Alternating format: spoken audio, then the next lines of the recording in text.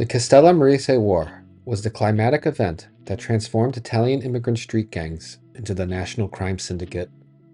In a sense, its tale tells the familiar story of the American experience, where a first generation comes to the country as poor adults, trying to carve a place for themselves in society, while their children become Americanized and integrate deeply into the system. But for the Mafia, their system is organized crime, and the story of how a group of poor Italian immigrants created an immensely wealthy criminal empire was a 40-year process. Join us as we explore how the Italian-American Mafia came into being.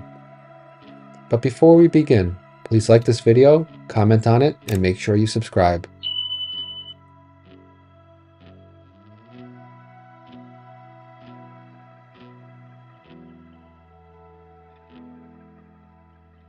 To best understand the Castellammarese War, it's best to start at the beginning of the events which led up to it. The Italian-American Mafia found its initial roots in New Orleans during the late 19th century.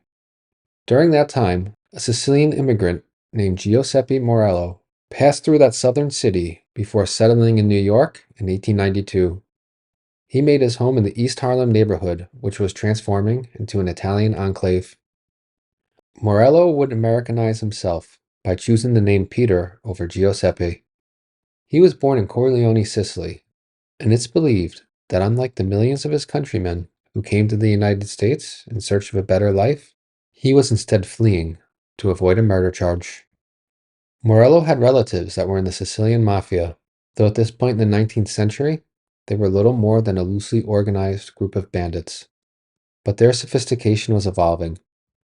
Morello had a deformed right hand, which earned him the nickname of the Clutch.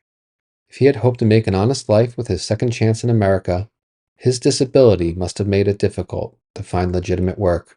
He did try different business ventures, like farming, a factory, and a saloon, but all failed. I'm not a big fan of blaming outside circumstances as the reason for why a person chooses to become bad, but it did seem like crime was the only thing he was really good at. Perhaps it's because he had a unique personality that made him smart, cunning, ruthless, and cruel. Being born in 1867 meant that he was 25 when he crossed the ocean to avoid a stiff prison sentence. It also meant that he spent his life, up to this point, surrounded by the Mafia. His father died when he was 5 years old, and his mother remarried to a mafioso named Bernardo Terranova. This gave him a home education to the skills he would need to dominate the New York underworld, which he was going to create. After his first years of failure in the law-abiding world, his entire family crossed the ocean to join him. This included his wife, son, half-brothers and sisters, full sister, mother, and Mafia stepfather. By 1897, Morello and his three half-brothers formed a gang called the 107th Street Mob. This gang would grow into the Morello crime family during the first decade of the 20th century, and it would eventually splinter into 3 of the 5 families of New York. But before 1900, they were just one street gang in a city full of others. So how did Giuseppe Morello, a handicapped man who wasn't capable of making an honest living, able to dominate the world of violent thugs? He did it by being more creative and more vicious than them. Given that Morello fled to the United States to avoid a murder charge, it would be easy to assume that he had experienced killing his rivals before he crossed the ocean. And so, he had no problem with adapting the strategy to be more violent than his violent rivals. And while he might have been a failed businessman, he did understand the power of branding. The 107th Street Gang's signature move after committing a murder was to dismember and stuff the body in a barrel. Sometimes these barrels would be buried or dumped in the ocean, but other times they were put in public places so that those who knew the goings of the criminal world would know that Morello was behind this death. While Giuseppe Morello was busy becoming the dominant force in East Harlem, to the south of him in the Little Italy neighborhood, a local crime lord named Ignazio the Wolf Lupo was consolidating his power as well. In any other story, these two powerhouses would become rivals of each other, but instead they became allies, and then family, through the marriage of Morello's half-sister to Lupo. The marriage ended up joining Morello and Lupo's gangs together to form the Morello crime family, with Giuseppe on the top and his brother-in-law as his underboss. Prohibition was the era that started making the mobsters filthy rich, but in 1903, the Volstead Act was still 16 years into the future. So the Morello family created what would become traditional mafia rackets in order to make money. They engaged in gambling, stealing, running numbers, running protection rackets, and running prostitution rings. They also proved themselves to be more sophisticated than other criminal organizations, as they were the first to pioneer the concept of laundering money. They established various legitimate businesses where they washed their criminal revenues to make it appear as if it was legally earned. During the 1900s, Giuseppe Morello began to be considered the boss of bosses in the New York criminal underworld due to the power and wealth he amassed. As his stature grew, so did his gang. Morello controlled East Harlem through his half-brothers, the Terranovas. In downtown New York City, he ruled through Ignazio Lupo. In the Bronx, his captain Gaetano Rena ran the crime rackets, while in Brooklyn and Queens, another capo, Salvatore d'Aquilo, handled the day-to-day operations. Joe Masseria was another powerful member in the family at this time, and he was rising into a leadership position, though he would be arrested in 1913 for robbery and spent part of the decade in prison. With his power at its pinnacle, he entered into an alliance with the powerful Sicilian mafia boss, Don Vito Cassioferra, and his insatiable greed caused him to enter into a new criminal enterprise: counterfeit money. The operation they ran was simple. Counterfeit US dollars were created in Sicily, and they were then shipped to the United States for Morello to distribute. During this period, the FBI was at its infancy, and the federal government was much smaller than it is today. But there was one established part of the government with decades of investigating experience when it came to fake cash: the Secret Service. They were founded in 1865, and their original mission, which they still carry out today, was to combat the counterfeiting of money. It didn't take long for them to track the new influx of counterfeit bills to Morello and Lupo in Manhattan. Both were arrested and found guilty. Morello received a 25-year sentence, while Lupo was set to do a 35-year stretch. The boss of bosses was removed from the streets. In his place, his half-brother Nicholas Terranova assumed leadership. At this point, membership in the Morello family was open to only those with exclusive Sicilian descent, and other Italians were viewed as foreigners. In Brooklyn, another group of organized criminals from Naples were creating their own home. They were called the Camorra, and they became rivals to the Morello family. In 1915, a war broke out between both groups that was deadly and destructive to both sides. Leader Nicholas Terranova would be killed in the fighting. Control of the family passed to the remaining two Terranova brothers, and they did their best to survive. The war ended with a tip to law enforcement that took the Camorra leadership off the streets and into prison. The organization fell apart, and the remaining members integrated into the Mafia. But the Morello family victory was short-lived. In 1916, Joe Masseria was released from prison, and he was gaining power within the family to become his own force. Meanwhile, Gaetano Rena in the Bronx decided that he was not happy with the current state of management, and he declared his own independence in 1920, turning his large crew into his own family.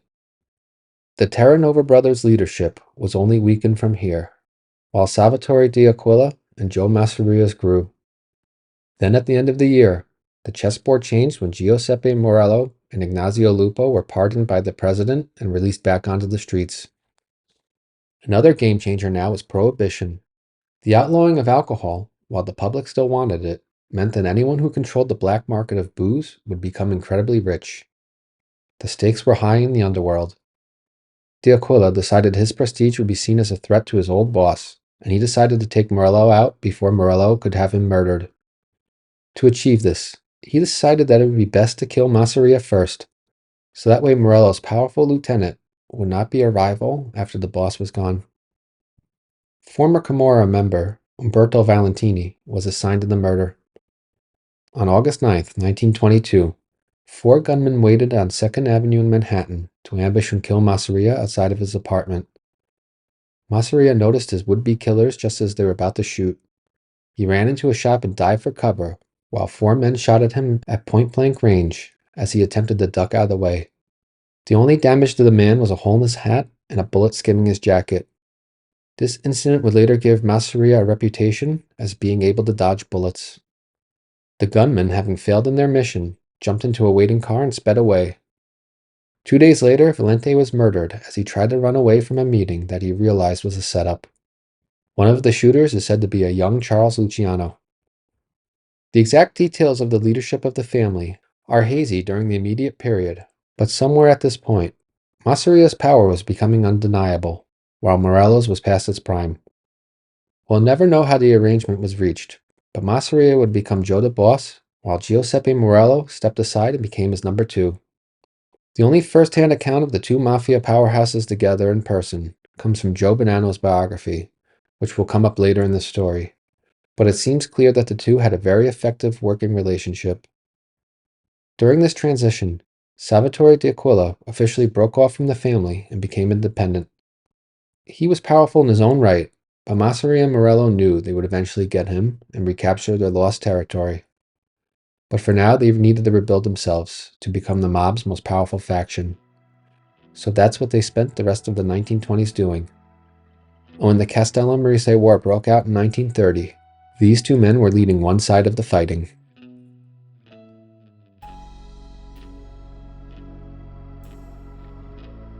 The Castellammarese War gets its name because the Sicilians opposing the growing power and dominance of Joe the Boss Masseria came from the Castellammarese del Golfo region of Sicily.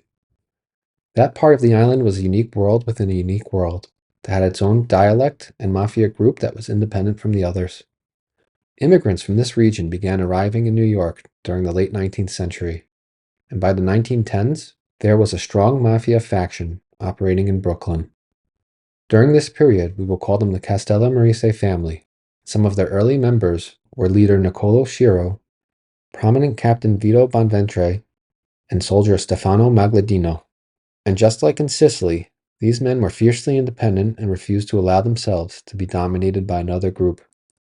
Before Prohibition, this group, like other mafia factions, was little more than a street gang. But in the years leading up to the lucrative bootlegging period, men from this family moved into other American cities and settled, creating new Castellammarese zones of influence.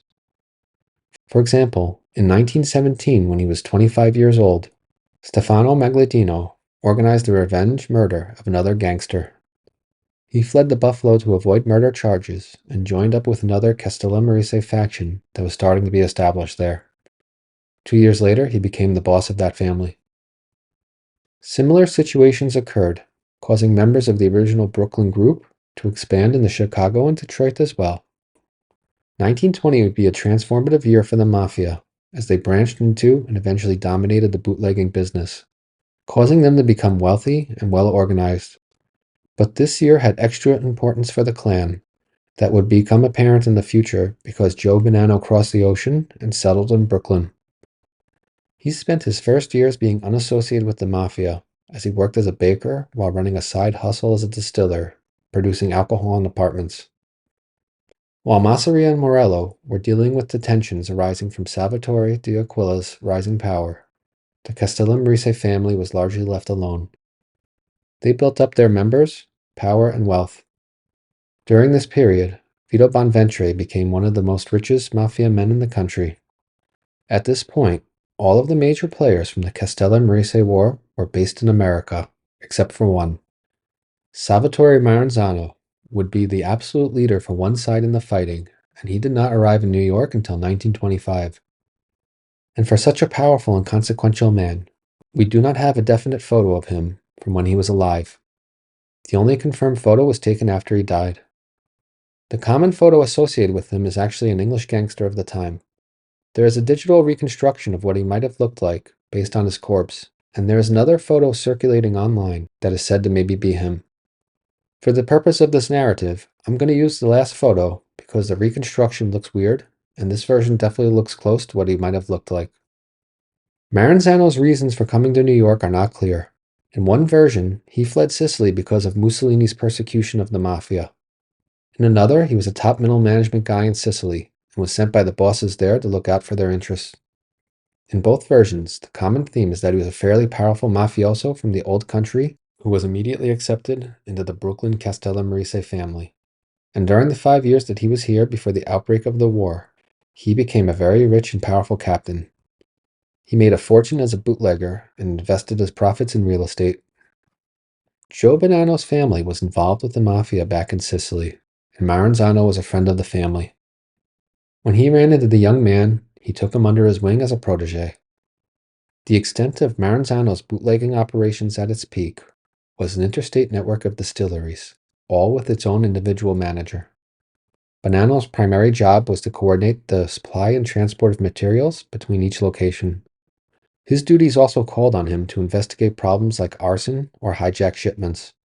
All of this information comes directly from Bonanno's autobiography, and while it's full of valuable first-hand storytelling, you have to assume that the facts have been altered to make him look good or deflect guilt from crimes he could have still been prosecuted for. One example is that he claims once he performed his investigation duties, he would pass the information on to Maranzano, who would then have someone else take care of the solution. It's entirely possible that Maranzano might have compartmentalized his organization, but we also need to consider that part of Bonanno's duties might have included killing the wrongdoers, and he didn't want to admit it. Murder charges do not have a statute of limitations. While Bonanno became very close with Maranzano during his rise to power, the younger man was an associate and not an official member of the family. This put him in brief danger during the late 1920s when, after seeing how his boss was becoming filthy rich and starting to have extra money for himself, he invested in a Brooklyn-based distillery that was bigger than the bathtub operations he used to have before meeting his mentor. The business was a success, and it attracted the attention of an Italian man named Mimi, who demanded a cut of the revenue because they were operating in his neighborhood. Emboldened by his relationship with the powerful Maranzano and the things that he did for him, Bonanno refused to pay. The two got into an argument which almost turned into a brawl before being broken up. The experience boosted the young man's confidence, along with his standing among those who saw how he acted. Unfortunately, it turned out that Mimi was not a nobody. He was a made member of the Castellammarese family, and he was angry. And while Bonanno was not a member, he had powerful friends because in addition to Maranzano, his older cousin was Stefano Magladino, the boss of Buffalo. A sit-down was arranged, with Captain Vito Bonventre to be the arbitrator. Magladino attended, but Maranzano was Bonanno's main advocate. He argued that Joe was his guy, and Mimi should have checked into who Joe was before he went in with his demands. At the end of the meeting, Bonventre ruled in favor of Bonanno, and he was allowed to keep his operation. Shortly after that, he became a made member of the family, with Maranzano as his sponsor.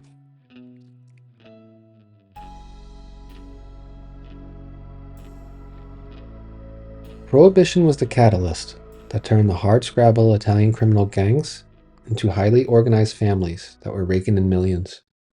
The American market for alcohol was growing, but as the decade went on, more and more players entered the business. Everyone's market share was starting to decline, and gangsters have their own unique way of dealing with competition, which started to change the makeup of the criminal underworld. 1928 was when everything came to a head. Joe the Boss Masseria and Giuseppe Morello fortified their family and grew their power, while the Castellammarese family was increasing its prominence. Other families, organizations, and powerful figures were also growing as well, and soon enough, New York was no longer big enough for everyone. The first major player to go was Brooklyn powerhouse Frankie Yale. At one time, he was Al Capone's boss, but after the world-famous mobster relocated to Chicago, they became equals, and eventually Capone's power eclipsed him. The two had a partnership where Yale would receive whiskey in New York and then made sure that the trucks bringing the products to Chicago traveled safely out of the city that never sleeps. But when those trucks began to be frequently hijacked, Capone suspected a double cross from Yale and sent some of his own guys to spy on him. They reported back that his suspicions were correct. On July 1st, while driving home, Yale was ambushed by another car where volleys of bullets ripped into him. The car lost control and crashed into a brownstone. The autopsy report revealed that his face was blown off with a shotgun, while a bullet from a machine gun hit him in the brain. Both wounds would have killed him instantly. On November 4th, Arnold Rothstein, aka The Brain, a crime boss who is known to be the kingpin of the Jewish Mafia and also mentor to Lucky Luciano, was shot during a business meeting. He died 2 days later on November 6th and refused to tell the police who killed him. Coincidentally, on November 7th, boss Salvatore d'Aquila was shot on Avenue A in Manhattan and died on the street. It's believed that his murder was orchestrated by Masseria. Tensions were quickly boiling in the underworld, and because of the power vacuum that now existed, that December, a meeting was called in Cleveland where all the major Mafia players sent a representative to discuss the changing order. It was decided that d'Aquila's organization would be taken over by his lieutenant, Manfredi Mineo, who was a Masseria ally. Yale's businesses were divided up. At the time of his death, while he was independent, he was little more than a vassal of Joe the Boss. Anthony Carfano was named his successor and became a captain, with this group becoming the crew in Masseria's family. The rest of the territory was split between Mineo and Joe Pravacci. Rothstein's empire was split among the many Jewish gangsters who once worked for him. Joe the Boss was the biggest winner from this arrangement, as Yale's territory and men became his, while the rival d'Aquila family was now allies that he could also count on to be his vassals. But this was not enough for Masseria and his underboss Giuseppe Morello. They wanted to be the boss of bosses for the entire Mafia. And to do that, they would need to divide and conquer America, with one city at a time. And for cities he could not directly control, he would appoint or back a leader who would then be in his debt. That's what happened in Chicago at the end of the 20s. Al Capone and his Chicago outfit did not always have a monopoly on the town. His war with the Northside Gang is well known, but there was a second rival as well. Castellammarese gangster Joe Aiello held significant power in his own right. Masseria and Morello copied the same playbook that John D. Rockefeller used when he took over the oil industry 50 years before them. They would hold a meeting with their potential rivals, let them know their strength, and give them the opportunity to peacefully submit or be destroyed. A meeting was held with Masseria, Capone, Aiello, and Gaspar Milazzo, the boss of Detroit who was also allied with the Castellammarese families. A settlement was not reached, tempers flew, and Milazzo walked out. Joe the Boss decided to put his finger on the scale to tip the balance of power in Capone's favor and provided support to the famous gangster so that he could take over the entire city. What followed would be a vicious war that shocked the public, and it turned Capone from a beloved figure into public enemy number one. The Chicago Beer Wars was a conflict within the larger Castellammarese War that was about to transform the Mafia. If Al Capone ended up on the winning side, then Joe the Boss would have massive influence in the Windy City. Next, Masseria focused on the Detroit family and had its leader, the man who walked out on the meeting for peace, Gaspar Milazzo, killed. His replacement was a Masseria-approved man, and that city was now an ally. Across all cities, Joe the Boss was making progress by employing a divide-and-conquer strategy. But in New York, he did not make any gains since the 1928 conference. In 1930, it was clear that the Castellammarese family was going to be a problem, and he set about pacifying them so that they would slowly be dismantled. By this point, everyone in the Mafia across the country knew about Joe the Boss's plans for expansion and domination. And Joe the Boss was also aware of the up-and-coming Salvatore Maranzano. Maranzano was contacted and requested to come to a sit-down with Masseria to discuss his future. The meeting was held in a private house in uptown Manhattan, and Maranzano brought his protege, Joe Bonanno, with him, while Masseria had his advisor and second-in-command, Giuseppe Morello. There was concern that this meeting might be a trap, but Maranzano insisted that they go to it, and that they didn't bring any guns to show their good faith. The man's mind was made up to resist the aspiring boss of bosses, but he knew that he would lose a war if fighting broke out at that moment, so his strategy was to delay the conflict and build strength. Joe Bonanno left a record of the meeting in his autobiography. Although he was not part of the conversation, he was in the background serving as a bodyguard and could overhear it. According to Bonanno, Masseria spoke both poor English and poor Italian, but this was his message. Gaspar Milazzo was dead, and that could not be changed. Stefano Magladino is soon to be dead too, unless he comes to New York and submit to Joe the Boss. And Maranzano was alive and doing well in business. He then turned to Morello to make the rest of his point. Morello admitted that they did kill Milazzo, and it was unfortunate. He then went on to praise Maranzano for all his successes, and closed his praising with a reminder that he could only be so fortunate in the future if he had the right friends. Maranzano saw that they wanted his submission, and he tried to deflect it by saying he was not the boss of his family. Niccolò Ciro was. They also asked him to make contact with Magladino in Buffalo to get him to come to a meeting. Maranzano said that he could only try, but he could not make promises about what others might do. After this exchange, which seemed to have been rather pleasant and civil to Bonanno, Morello leaned into Maranzano and whispered that if he tried to fool them, then Maranzano's fight would be against Morello personally. He boasted that in Sicily, Maranzano never faced anyone like Giuseppe Morello. Maranzano replied that nor had Morello ever faced anyone like Salvatore Maranzano. The mood was tense, but then they tried to smile and make it look like a joke. "What a bunch of comedians, you two," Masseria declared. The meeting ended and Magladino never showed up in New York, but it was productive for Maranzano and Bonanno because they learned a lot about the men they were about to face in battle. Bonanno recalled Morello as being very well spoken and having the qualities of a man that men wanted to follow as a leader. Masseria in turn was referred to as a slob because of his speech, manners, and dress. While Masseria might have been the boss, it was clear to Maranzano that Morello was the brains behind the family. It would not be too far to speculate that Morello might have been the boss in secret, while Masseria was only a front. Maranzano was not the only member of the Castellammarese family that Masseria and Morello were trying to peel away. After the meeting, they sent a message to family boss Niccolò Ciro demanding $10,000 to stay in their favor. Ciro paid the money and then fled to Sicily in fear. But they were not satisfied with only the boss being off the table.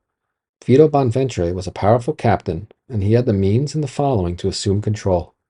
Maranzano tried to warn him that his life was in danger, but the man did not listen. A few days later, he was killed outside of his home. The family was in tatters. Maranzano worked behind the scenes to shore up support to make him the new boss. He got the blessing of Stefano Magladino, while the other captains in the family, knowing of his reputation as a warrior in Sicily, also decided to back him. The family held a meeting for all its members, as everyone debated what to do. Maranzano spoke up at the meeting and rallied everyone, declaring that the only options were to fight back or lose everything they built. That night, he was officially elected by all members to become the next leader. It was now up to him to create a strategy to strike back, and what happened next would be remembered as the Castellammarese War.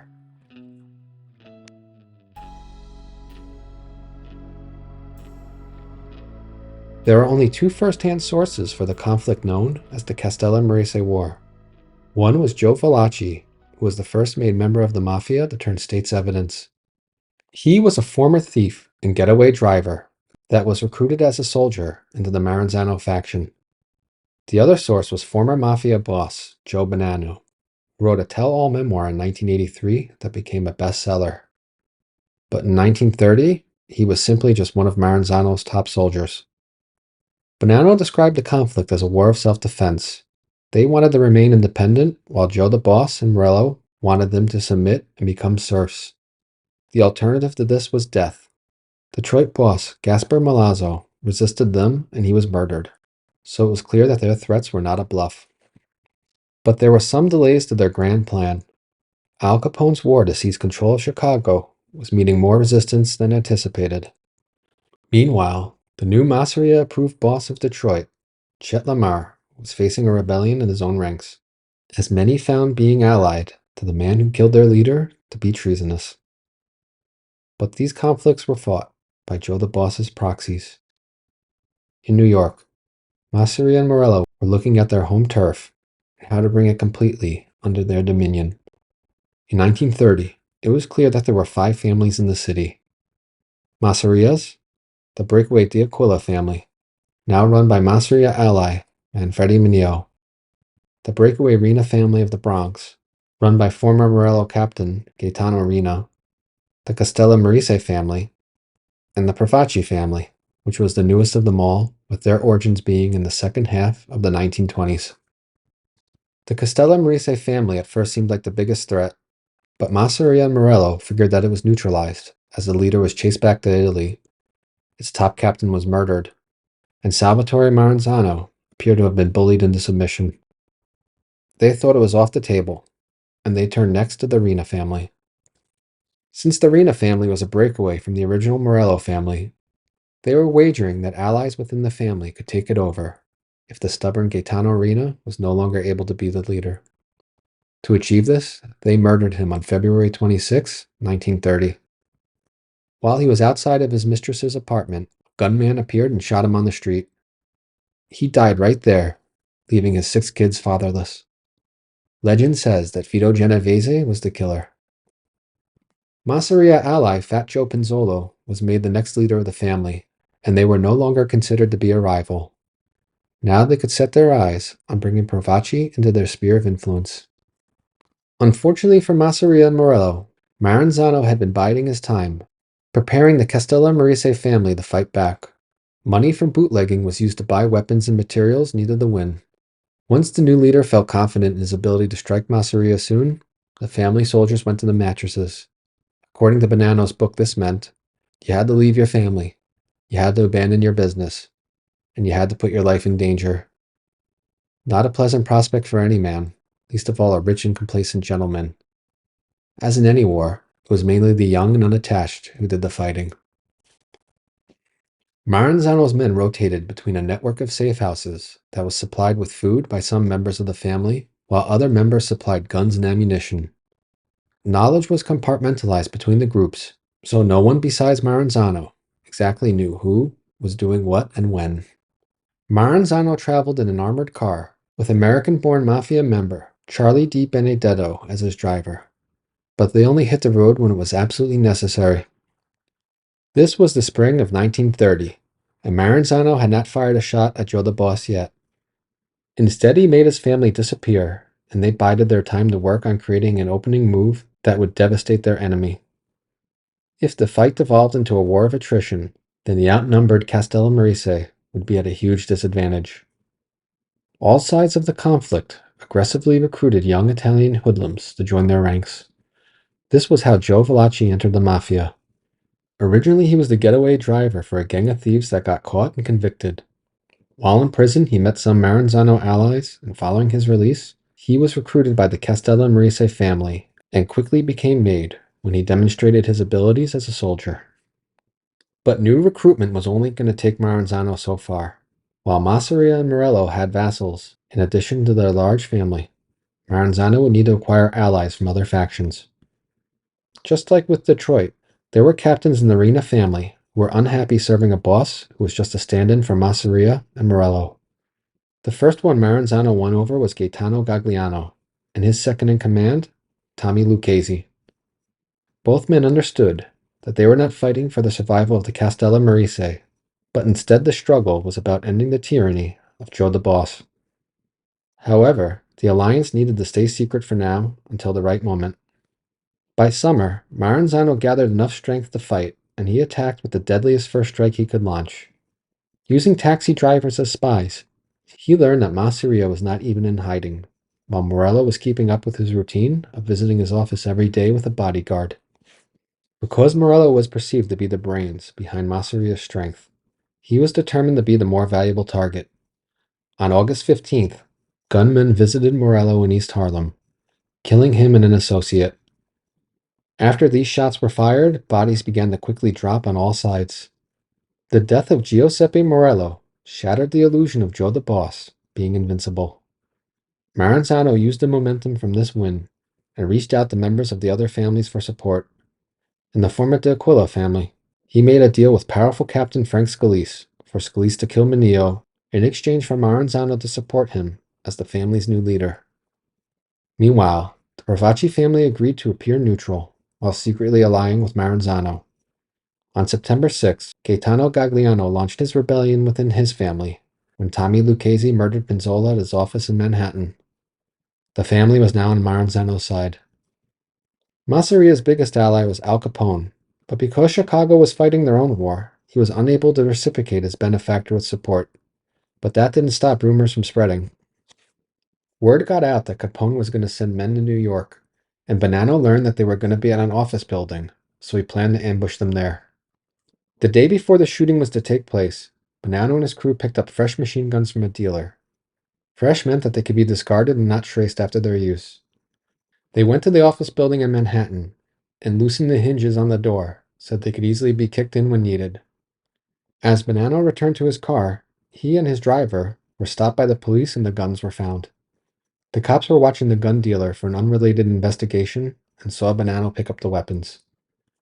The police tortured both men, but they did not talk, and when a lawyer hired by Maranzano arrived, he was outraged to find the brutality that Bonanno and Di Benedetto endured. Eventually, the police dropped the charges in exchange for the brutality to be forgotten about. After Morello's murder, Masseria went into hiding. Joe Valachi was tasked with renting an apartment in a complex where Joe the Boss was suspected to be holed up in. In October, Valachi sent word to Tommy Lucchese that he saw his target and a hit team was assembled. After days of waiting, they didn't spot Masseria, but they did see Diaquila family boss, Manfredi Mineo, and his underboss, Steve Ferringo. They decided to take advantage of the situation and ambush the two men. In one swift move, the leadership from Masseria's ally family was wiped out. Although he was not involved, Scalise was named the new family boss. However, the family was split in two, with some refusing to abandon Joe the Boss, while many others were happy to leave him. As Christmas was approaching, Masseria's prospects have changed from almost guaranteed winner to almost guaranteed loser in less than 6 months. Al Capone had finally won his war, but he was now weary to throw his support behind a sinking ship. Masseria's allies were dwindling, but there was one man he felt he could depend on, Charles Lucky Luciano. Eager to see the war end, Maranzano declared that his conflict was with Joe the Boss only. He vowed that he would not seek vengeance on his supporters or soldiers. This peeled more allies away from Masseria, and the goal was to get somebody to betray him. That happened in the spring, when Luciano and Vito Genovese sought out a meeting with Maranzano that Joe Bonanno witnessed.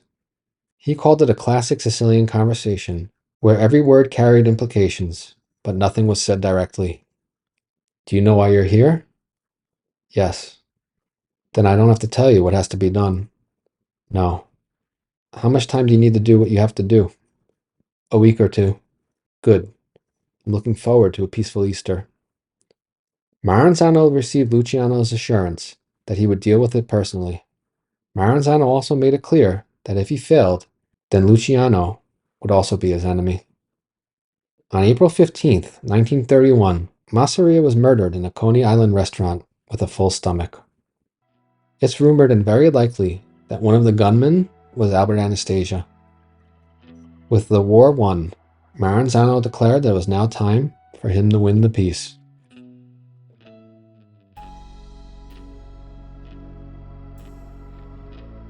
A meeting was called to establish the new state of affairs at Wappinger Falls, New York, in May of 1931. Maranzano was recognized as the boss of the Castellammarese family, and his underboss was Angelo Caruso, a captain who was instrumental in the recent war. Frank Scalise took over the Mineo family, and Gagliano was made official boss of the Rena family. Luciano was then declared the new leader of Masseria's family, while Pravacci still retained control over his own. It is said that here is where Maranzano declared himself to be the boss of bosses for the Mafia, but Joe Bonanno denied that this was true. According to him, there was a power vacuum created by Joe the Boss Masseria's death, and Maranzano was just filling it while he considered himself to be equal to the other men in the room. But here is an account of what happened at the meeting, and you can judge for yourself about his intentions. Maranzano provided the security for the event. No weapons were allowed, and no one was allowed to leave. If they needed to use the bathroom, then they needed to be escorted by one of Maranzano's men. Maranzano had everyone sit at a long table. A plane circled overhead to scout for police cars, but Maranzano told everyone that it had guns and bombs to scare them. He rearranged the seats and then said one side is honest men and the other side is dishonest. When men protested, he said enough. The past is gone and we should move on with peace. Maranzano proposed that the families be organized into a legion structure, with upper management, captains with crews, and their soldiers who would all be made men. At the very bottom were to be associates, who were not official members, but could one day be, provided that they were 100% Italian. The ritual for becoming a made man was adopted as official for this new formal and secret society. Families were all capped at their current membership levels in order to prevent an arms race in future war. Some members were shifted into different families in order to mix up the rosters and ensure that one faction was not full of men hostile to groups that were on the other side of the war. This was how Joe Valachi went from being Tommy Lucchese's man to being in the Luciano family. After this conference, peace seemed to have been achieved, and everyone relaxed. But Bonanno observed that while Maranzano was a great war leader, he was a mediocre statesman during peacetime. Tensions were also brewing between Maranzano and Stefano Magladino. Before the war, the latter man had more prominence than the former, but that was now changed. Maranzano also had an aristocratic way about him that was off-putting to others. He was educated and well-read, while most of his soldiers were street guys that found it hard to follow along in a conversation with the boss. This contrasted with a short temper that revealed itself once everyone began to relax. Luciano was said to have been very unhappy with how Maranzano decided to manage the peace. Joe the boss's gluttony for power was his undoing, and now Maranzano was following in his footsteps towards the goal of total domination. The new boss of bosses had either gotten wind of Luciano's doubts, or he might have just not simply trusted the man, since he set up his own boss to be killed. Either way, the younger man was becoming a problem to the older one, and he decided to take out a contract on him. On September 10th, Maranzano summoned Irish gangster and assassin Vincent Cole to come to his office at the New York Central Building. He also summoned Luciano and Vito Genovese to come by a little later, with the intention to ambush and kill the two men at some point. But these plans were leaked to Luciano, and he chose to strike first. 4 Jewish gangsters, posing as IRS agents, arrived suddenly at the office for a surprise raid. Everyone inside was gathered to one side of the room. While Maranzano tried to join the others, he was singled out and then stabbed, plus shot. As the Jewish gangsters fled the murder scene, they passed Vincent Cole, who saw them, realized he was too late, and fled. In the aftermath of the September 10th assassination, a few members of the Mafia across America were murdered over the next few days, in a purge that has since been called the Night of Sicilian Vespers. Legend has made the purge seem larger than it really was, but there were definitely a few gangsters who died in the immediate aftermath. Whether their deaths are a coincidence due to the hazardous nature of their profession, or if they were seen as unreasonable Maranzano loyalists, will never be known, as the killers took their secrets to their graves. Joe Bonanno claimed in his book that he was completely unaware that Maranzano was to be assassinated, and only learned about it after the fact. Had he admitted to being part of it, then he would have admitted to being guilty of conspiracy to commit murder. Plus, the public image of a man of honor he was attempting to cultivate would have been revealed to be a farce. For one, if Bonanno was the complete loyalist he claimed to be, then it seems reasonable he would have been purged. Second, his cousin Stefano Magladino was a powerful man and no friend of Maranzano. It seems likely that Luciano consulted with him before carrying out the murder, and that Magladino floated his younger cousin's name as a replacement they could have influence over. Plus, mob history tells us that when a boss is violently overthrown, his replacement almost always had a hand in making that happen. As a commentator on one of our videos once brilliantly summed up, in this life, it's either your best friend or an underling that betrays and murders you. Bonanno claimed that his family was in chaos after Maranzano's death, and a meeting was held. Because he had essentially been Maranzano's chief of staff during the war, along with a deadly gangster that many feared, there was no opposition for elevating him to the boss position. Angelo Caruso remained as underboss until the following year, when he was replaced by Francesco Garofolo. Luciano claimed to the rest of the underworld that he did have Maranzano killed, but it was only out of self-defense. He called for another meeting to be held so that the current structure of this thing of ours could be amended for working in a modern America. Lucky Luciano was now the dominant force in the criminal underworld, and could have declared himself to be the boss of bosses without any serious opposition. But he had seen 3 men who previously took that title all die violently. If he chose to repeat their actions, then he had enough wisdom to know that he would also receive their consequences, and the cycle of violence would continue. Instead, he proposed an American big business solution for the Mafia to regulate themselves. A board of directors called the Commission. All 5 families would have a seat on the Commission, in addition to the Chicago outfit and Buffalo family. Any conflicts would be settled in the boardroom, instead of on the streets with guns. As Meyer Lansky allegedly put it, you don't see car salesmen shooting each other. While violence would be necessary for enforcement, the priority was to make money. The only other major change from this meeting was that Luciano forced Frank Scalise to step down as boss, and he was replaced with Vincent Mangiano. It's not clear why this happened, but Scalise remained in the family as a captain and would eventually rise to the role of consigliere. He would also visit Luciano in Italy after Luciano was deported following World War II, so there did not appear to be any bad blood between them. Regardless of the reasons, when this meeting was finished, the modern Italian-American Mafia was born in 1931.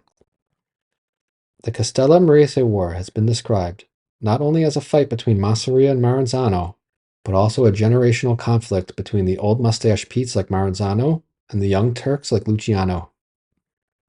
But Luciano was only about 10 years younger than the 2 bosses, and Gagliano and Mangano were older than Joe the Boss and Salvatore Maranzano. The end of this war should be defined as a conflict between those who came of age in Italy and those who came of age in America. The Italian gangsters preferred to stay in Italian neighborhoods and only do business with Italians, while their Americanized counterparts saw a country that was a land of opportunity where possibilities to scale their rackets appeared endless. Luciano decided to betray Joe the Boss because he lost confidence in the man's ability to lead. These same flaws existed in Maranzano, and they became obvious to his camp after his victory. Cosa Nostra might mean this thing of ours, but in 1931, the Italian Mafia became corrupted by American culture, in the same way that it corrupted it as well. In the end, the Castellammarese War can be lumped into the greater American experience, where we see a collection of cultures from across the world thrown into the melting pot.